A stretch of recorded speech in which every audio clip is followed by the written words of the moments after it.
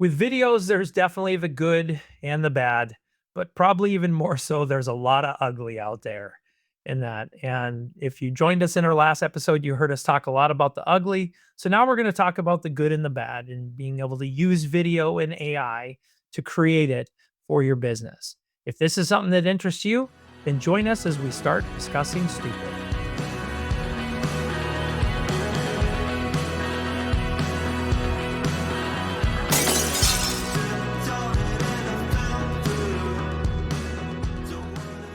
Hi, everybody. Welcome back to the podcast.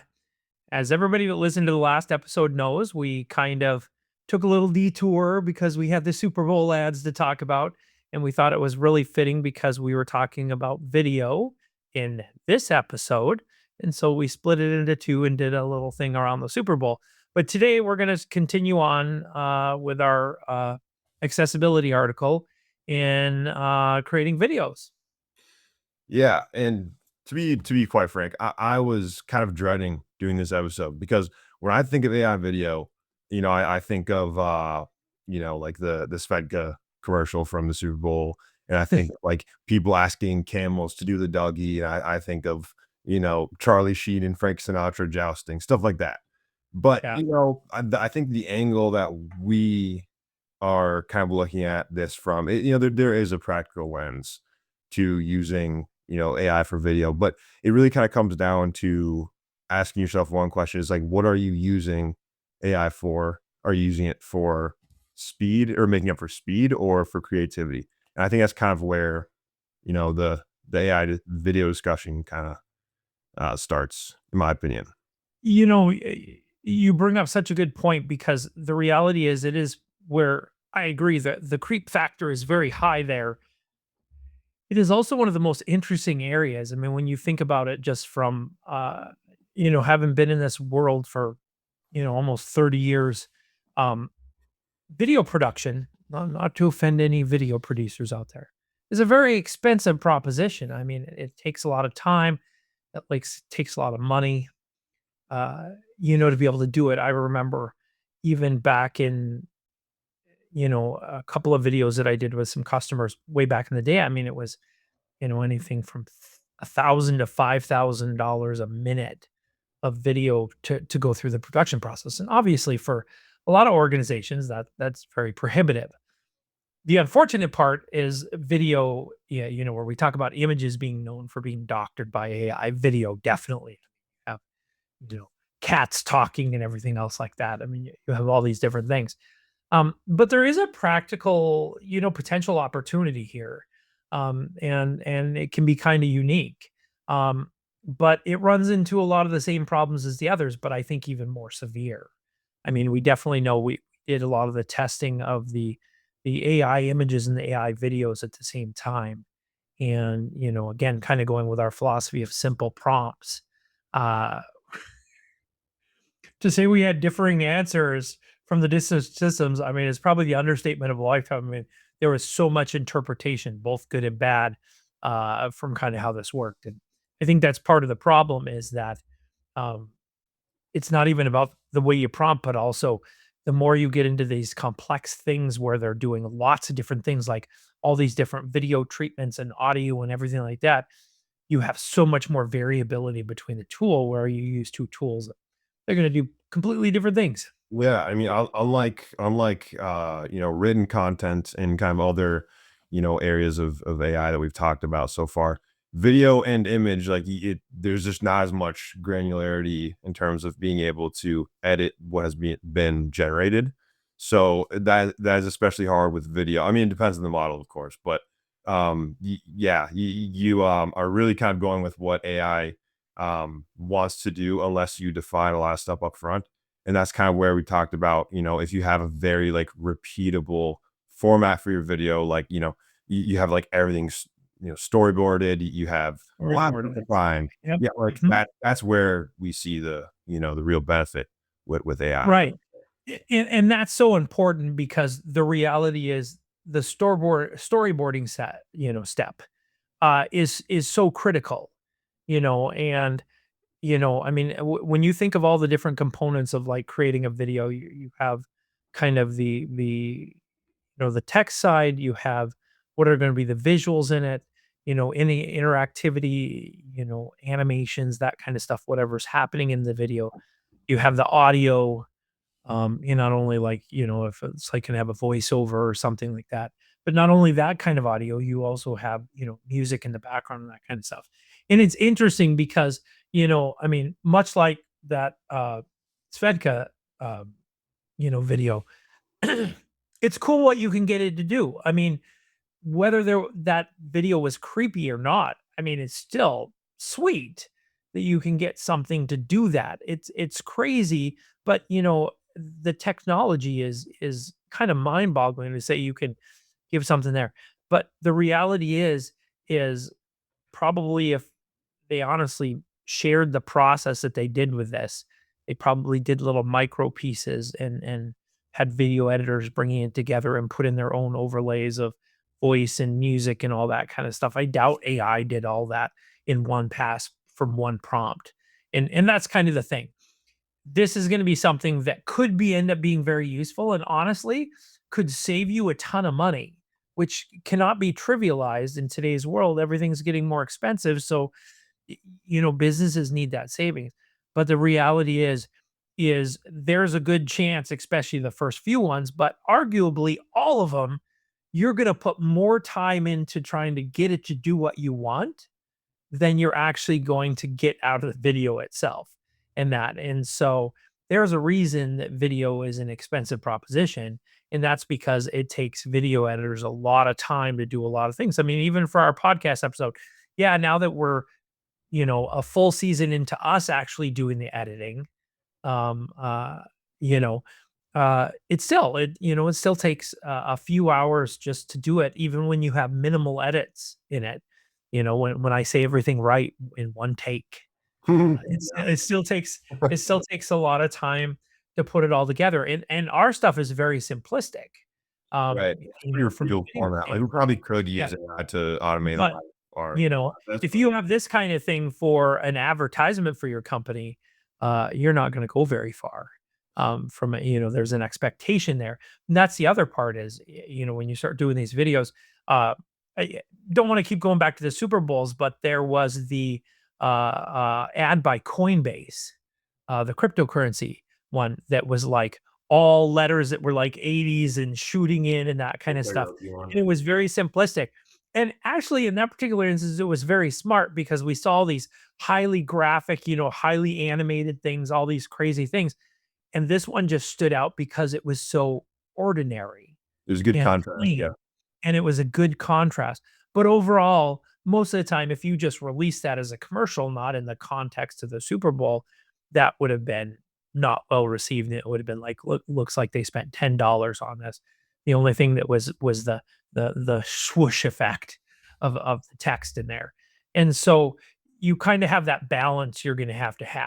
And the reality is, this is probably another area that most organizations are going to find wanting to actually be successful with it. But at the same time, depending on what you want to do, could it be good enough in certain situations? Sure, maybe. Yeah, it's just again, like you have to, upfront just to define a lot of stuff. But like, if we're kind of going by the logic of not to keep coming back to the Super Bowl, but like if we're going by the logic that they're like presenting, like the kind of dominant narrative, like type in a sentence, push a button, here's your entire product. Like, I mean, and it does again go back to what I said at the beginning of the episode two, creativity versus speed. Like with Artlist, they're saying like, make a panda do gymnastics. Like, and I don't know, is that like something that people are like really banking on helping their business? I can't really imagine, but Well, one thing I think about the Super Bowl, and then we can kind of get off the subject, is that there is that old PR adage, no news is bad news. Or I mean, no press. only yeah, Yeah. bad news is no. How is it? Yeah, basically any type of news is good. My God, I just totally. uh, anyway, um, uh, and the reality is that all these things are talked about. And let me tell you, the bad ones are talked about a lot more than the good ones. And Oh, if I the forget about that. entire purpose of that advertising is to get you to talk about their company, do you remember Baby Monkey or whatever monkey, monkey, that was a couple years in the Super Bowl. I mean, that is I monkey. yeah, yeah, the creepiest one anyway, but from a perspective of somebody wanting to put something together, uh, we wanted to kind of go down that path again Mhm. and kind of see it. So in this particular instance, as always, we tested 3 tools. We tested uh Claude, we tested Artlist, which we used for the images specifically. And then I wanted to test Sora, now, which is obviously the most well known and some of the most doctored AI videos that have the most controversy is out there. In that. And so the prompt I used was using the attached article that is our accessibility article, create a short promotional video concept for Instagram and TikTok that runs under 10 seconds. Break it into several quick frames that each show a simple message based on broad themes from the article. Keep the visuals clean, readable, and minimal so the key ideas are easy to follow. Do not add messaging that does not appear in or clearly align with the article. Now, the reason I added that is because we're well aware that these videos are known to hallucinate and just make up stuff in that. But overall, kind of started off well in that. So um, I started off with Claude and I inputted in there and got decent back. I mean, I'll say decent. It was the only one out of the 3 that gave no audio or music or anything, and that's because Claude isn't licensed for that stuff. But it gave like 5 screens, each sitting 2 seconds each, describing one of the kind of key facts from the article. Uh, Boring. I mean, the colors were muted, the styles were muted. There wasn't really much to it. It was just you could tell it just kind of used clip art for it. But in the end, if you had a video editor and you could bring that in and overlay your own music and that kind of stuff, slow it down, speed it up, it could work. And it was factually correct. It just wasn't very inspiring.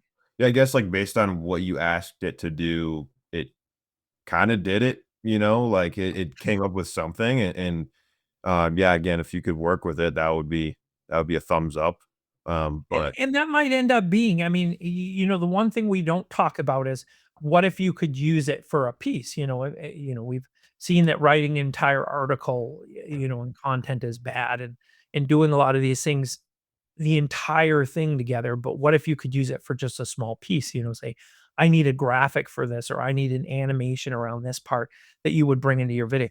It's probably more realistic that you could get something better back from that than if you, try to do it, have it build the entire thing. And it's kind of this entire intentional AI thing about find the parts that work and use it for that, and don't and if that saves you 10 minutes, that's still 10 minutes saved, you know? yeah, yeah, I mean, upfront, I would honestly say make your own video, with maybe, like, I don't know, Canva, something like that, and then just kind of have the same process reenacted is what I think would be good with AI and kind of going through your workflow with that. Absolutely. And the one thing I know is that I am more and more impressed all the time with the way Claude does his stuff. I mean, if I was to give you that I'm getting biasness, Anthropic's models are just good.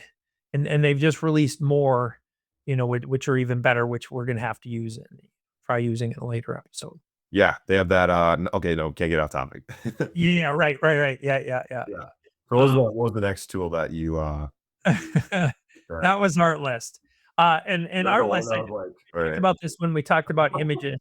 Um, uh, the interesting thing about Artlist is that you can select different engines, but you have tokens that you get assigned. And so I could only do this a couple of times, but oh my gosh.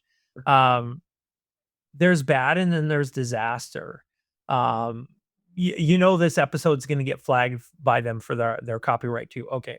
Side story, nobody needs to know anything about that, but anyway, uh the video is just terrible. I mean, it did do audio. The audio is unclear. It goes at about 500 words a second of narration. The graphics, the animations are just a cluster. If you do anything from this episode, you need to go look at this video and know that we use the exact same prompt. And this is the video I got back because none of it's legible. You can't see anything. It kind of just meshes things together and everything. It's just crazy. I mean, Brain rot. yeah, It's it's 100% brain rot, but not even brain rot that anybody could make sense of because well, it's so bad it's it's just a good. bunch of gobbledygook. Let's use a technical term, gobbledygook, Yeah. and that's what it is. I mean, If you it's wanna just see it, check it out in the show notes. I will have it in right. the Absolutely.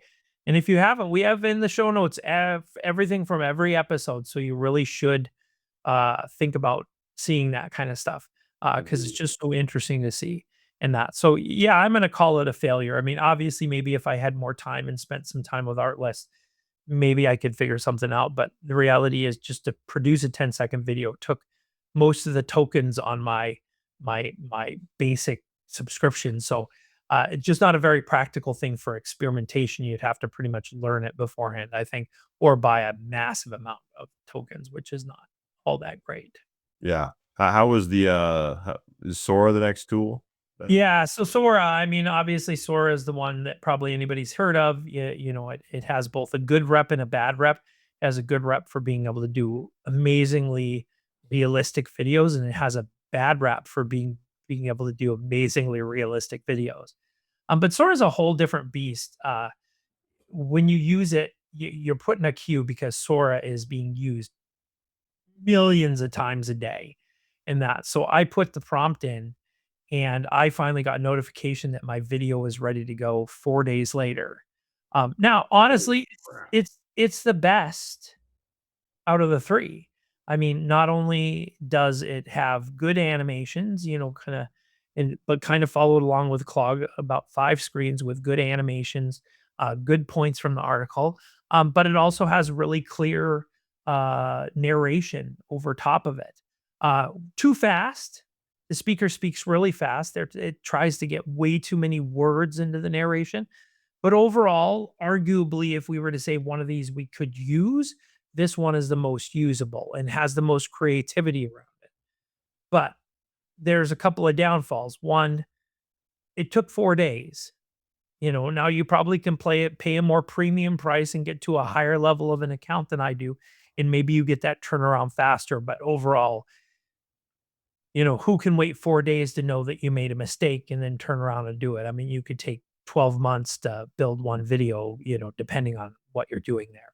So Yep. there's a big thing there. The second thing is that, you know, uh, like most of these, what would be ideal is that you could actually export the audio and the video and separate it out, do stuff with that. Now, if you have good video editing tools, obviously you could do that. You could slow down the voice, but overall, it's going to change the tonality of the voice and everything when you slow it down. So that's not really an ideal scenario. If I had to do all over again, I probably would have went back. I was really curious to see what it would do if for like a voiceover and that kind of stuff and bringing it in there and that. But I didn't actually say anything about speaking. It just did that, which is interesting. But I probably would have preferred to have non-speaking where I could do my own voiceover and that kind of stuff. The reality is Sora did the best, and it was definitely the most thorough in what it presented back. But overall, if I had a thought, I would have probably made this longer than 10 seconds or been more defined better, the key points I wanted to pull out of the article, that kind of stuff versus just kind of saying you determine. But I mean, to me, that's part of understanding how smart the AI really is you come back there, and it's interesting that they all kind of followed the same pattern of 2-second blocks. Um, Cole, I just lost your video. What'd you do? My my camera cap fell over the lens. Oh, okay. Blooper. Yeah, blooper. All right. So anyway, the whole thing there is that, you know, you would probably want to define things much better than what I did. But overall, we are really testing the brains of AI and whether you can use it.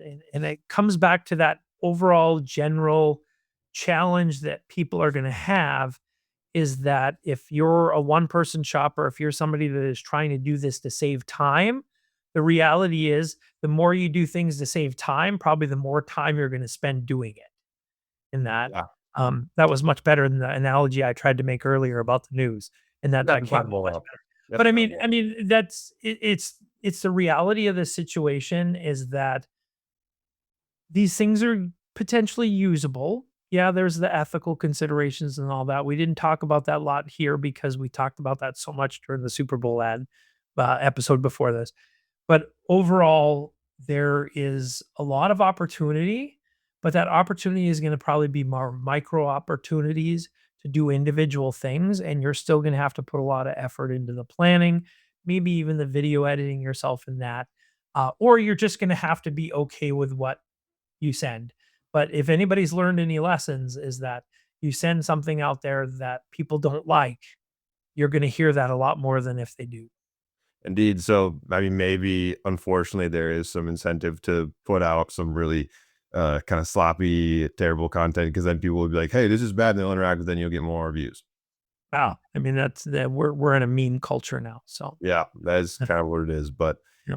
yeah, I definitely think there's some good applications of this year technology. Yeah. Well, thank you everybody for joining us. Hope you enjoyed this episode, and we'll see you on the next one. Thank you all. Just a reminder, we'll be dropping new episodes every 2 weeks. If you enjoyed the discussion today, we would appreciate it if you hit the like button and leave us a review or comment below. And to listen to past episodes or be notified when future episodes are released, visit our website at www.discussingstupid.com and sign up for our email updates. Not only will we share when each new episode drops, but also we'll be including a ton of good content to help you in discussing stupid in your own organization. Of course, you can also follow us on YouTube, Apple Podcasts, Spotify, or SoundCloud, or really any of the other favorite podcast platforms you might use. Thanks again for joining, and we'll see you next time.